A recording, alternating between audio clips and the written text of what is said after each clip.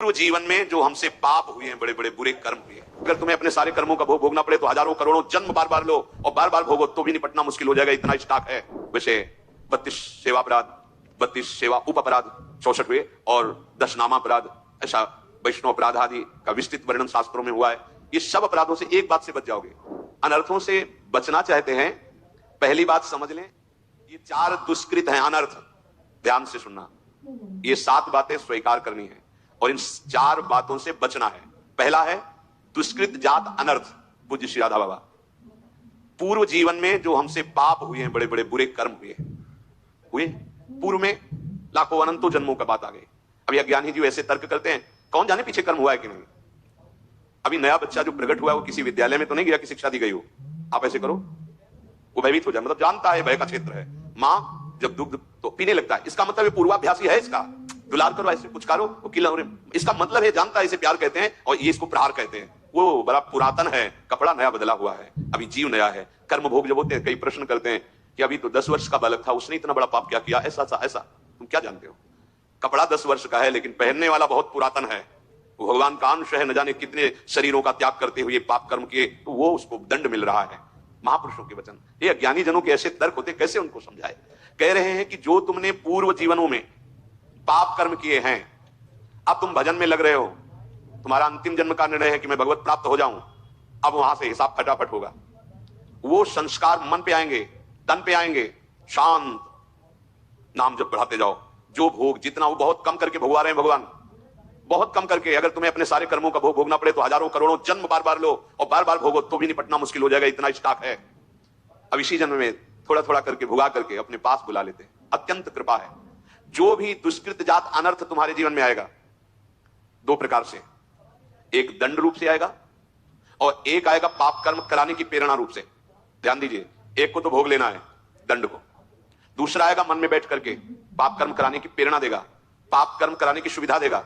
अगर दूसरे को भोग लिया तो आगे फिर योनि बनने का, किसी योनि में जाने का आपने हिसाब तैयार कर लिया। समझ लीजिए, धर्म पूर्वक भोग स्वीकार की आज्ञा है, अधर्म पूर्वक जो हमारे कृत्य हुए हैं वो 2 प्रकार का प्रभाव डालेंगे। पूज्य श्री राधा बाबा कह रहे, एक तो ये दंड रूप से, जैसे कोई रोग आ जाना, कोई अपमानित कर रहा है, कोई निंदा कर रहा है, आदि आदि, बड़ा तिरस्कार हो रहा, शांत तुम्हारे पाप नष्ट हो रहे। एक आता है मन में, ये अंतर का है, इतनी गंदी वासना और उसी वासना के अनुसार सुविधा, वही भोग तुम्हें मिलेगा जो तुम्हारे अंदर वासना पड़ी हुई है। बिल्कुल नहीं, अगर त्रुटि कर दी गए, ये भारी अनर्थ पैदा कर दे। प्रायः चलन चलन सब कोई कहे, बिरला पहुंचे कोई, एक कंचन एक कामनी दुर्लभ घाटी धोए। बहुत सावधान, ये बार बार आपको भजन करते समय बुरे कर्मों की स्फुरणा बुराई की तरफ घसीटेगी। 1 मिनट के लिए इससे छोड़ दो, नाम जब साधन चलो 1 मिनट बस स्मरण स्वरूप संसार की, बड़ा गजब है।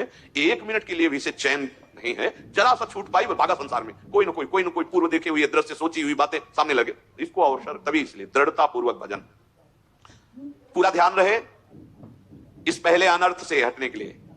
अगर हमें शारीरिक कोई दुख मिल रहा है, बाहरी व्यवहारिक दुख मिल रहा है, मुझे भगवान से प्रश्न नहीं करना, वो सर्वज्ञ है, उन्होंने जानबूझ करके हमारे कर्मों का नाश करने के लिए ये विधान रचा है। मस्ती में भोग लो।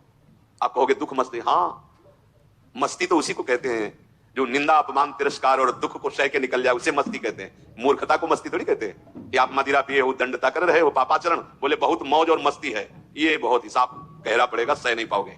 मस्ती तो उसी को कहते हैं, भारी से भारी अपमान तिरस्कार दुख सह गए और निकल गए, भगवत मार्ग में आगे बढ़ गए, बलिहारी उस चरणों की, उस महात्मा की, उस साधक की, जो ऐसे, उसे मस्त कहते हैं। वाह वाह रे फकीरा वाह जी, धन्य है तू, निकल गया माया को रौंद के।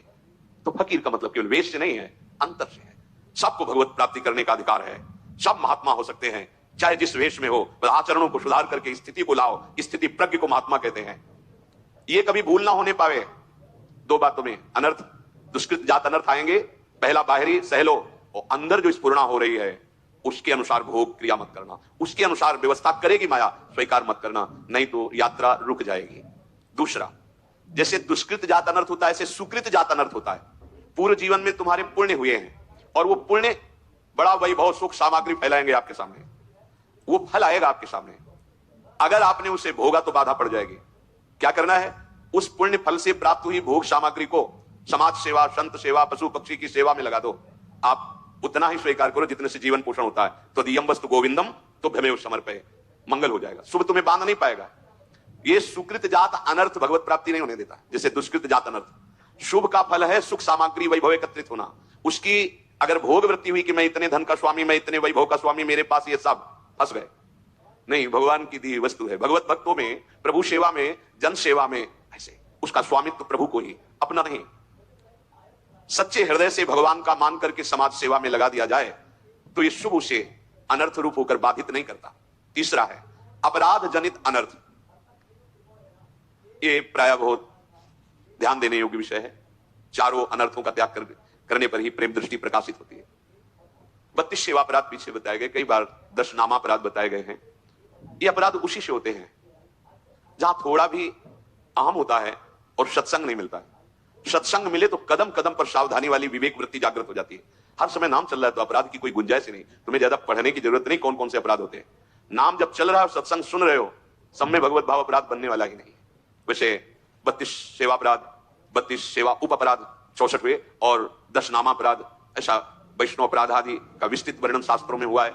ये सब अपराधों से एक बात से बच जाओगे, अपने को सबसे दीन मानकर सबके चरणों में भगवत भाव से बंदना, और नाम जब भजन चल रहा है कोई अपराध नहीं होगा, होगा ही नहीं, होगा ही नहीं।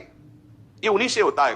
बेमतलब वार्ता कर रहे हैं, कोई मतलब नहीं उनकी बातों का, एक की प्रशंसा एक की निंदा, अपराध बनते चले जाएंगे। हृदय में भजन नहीं, भगवत प्रियता नहीं तो सेवा अपराध बन जाएंगे, वैष्णव अपराध बन जाएंगे, नामा अपराध बन जाएंगे। चौथा है भक्ति जात अनर्थ। इसका परिचय प्राय नहीं होता। ये बहुत सूक्ष्म अनर्थ है। ये ऊंचाई में नहीं पहुंचने देगा, आपको गिरा देगा। ये बहुत सूक्ष्म विषय है, बहुत सूक्ष्म। इसलिए इसमें पूज्य बाबा ने कहा है कि ये तो हम जैसे सन्यासियों को तंग करता है, मतलब ऊंचाई पर चढ़ना। ये अंदर से अपने सम्मान की सुरक्षा, सम्मान की बढ़ोतरी और अपनी पूजा करवाने में सुख, दूसरे के प्रति थोड़ा हे भाव गए इतना करके आए और ऊंचाई पर बैठने वाले फिसल गए। ये बहुत सावधान। ये भक्ति जात अनर्थ। बढ़िया चल रहे हो, कोई संशय नहीं, बहुत अच्छी है आपकी दिनचर्या, पर आपके अंदर इस बात का अभिमान आ गया।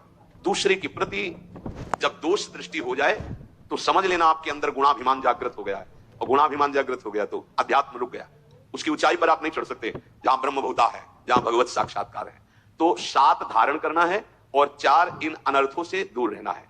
जो चारों अनर्थों से बचना चाहते हैं, पहली बात समझ लें कि किसी धनी मानी विषयी पुरुष की खुशामद से अपनी वासनाओं की पूर्ति न चाहें। देख लो, इसीलिए वैराग्यवान को आदेश है कोई भी धातु धारण न करे। अब आजकल सिद्धांत माने ही नहीं जा रहे हैं, जब जिसका जैसे मनाया वैसे व्यवहार बरत रहा है। आचार्य परंपरा से, गुरु परंपरा से वैराग्यवान के लिए जो निर्देश है वैसी रहने में रहा जाता है। जो सन्यास, चाहे वो वैष्णव सन्यास वैराग्य या शैव सन्यास, सन्यास का मतलब होता है संपूर्णतया भगवान के समर्पित होकर, राग रहित होकर वैराग्यवान। 2 ही पात्रों का वर्णन है, या तो रज के पात्र में पाए, या जैसे जंगली नारियल आदि के पात्र खप्पर होते हैं उनमें। सन्यासी जन प्राय काशी क्षेत्र में देखा खप्पर, कौशी का कमंडल।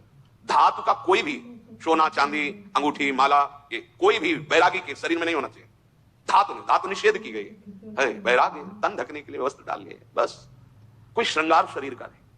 आचार्य परंपरा के आदेश से रजरानी और प्रिया प्रीतम का प्रसादी चंदन, श्रृंगार शब्द से। बालों को 2 ही पद्धतियां है, या तो रखे रहने दो, आजीवन रखे रहो, और या 2 महीने में मुंडन करवा लो, ऐसी पद्धति है। अगर हम किसी की विषय चाह के लिए खुशामद करने गए, बहुत ये रपटने वाला मार्ग बताया गया है ज्ञान के पंथ कृपाण के धारा। तो सत्संग भगवान दे रहे हैं, इसलिए कई बार सत्संग में कहा उसे अभिमान न समझा जाए। जीवन भर तुम सेवा करो, हम नहीं मानेंगे कि आपने सेवा की। मेरे आराध्य देव आपको निमित्त बनाकर कर रहे, हमारी आराध्य देव पर ही वृत्ति रहेगी, आप पर नहीं। आपको आराध्य देव या मेरे आराध्य देव इस रूप में आए। किसी व्यक्ति ऐसा भाव कि ये बस